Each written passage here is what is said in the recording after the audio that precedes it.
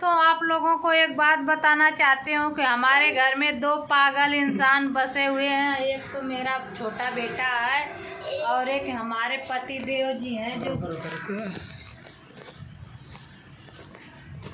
जो कि ये दोनों एकदम पागल हो चुके हैं। और इधर देखिए हमारे बड़े बेटे को ये सबसे अलग है, हमेशा पढ़ाई लिखाई करता रहता है। केवल हमारे घर में दो ही बेवकूफ़ हैं।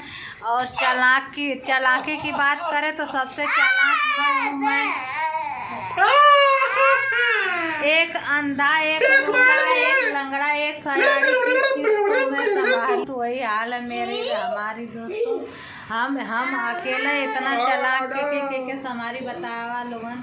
ये बेवकूफ़ दूठे दोनों बाप बेटा बेवकूफ़ हम नहीं दूठे माई बेटा इतना चालाक हैं के संभाल जाओ। दोस्तों, आप लोग हमारे चैनल को सपोर्ट नहीं कर रहे हैं तो प्लीज़ हमारे चैनल को सपोर्ट करिए और हमारे चैनल को आगे बढ़िए। हमारा चैनल आगे जाने के बजाय पीछे ही जा रहा है। आप लोग बोल रहे हैं जैसे जैसे वीडियो बनाने को हम लोग बना रहे हैं, पर आप लोग हमें सपोर्ट नहीं कर रहे हैं। बताइए, नई वीडियो अच्छी बन रही है तो उसे भी बताइए, हम लोग अच्छा बनाएं।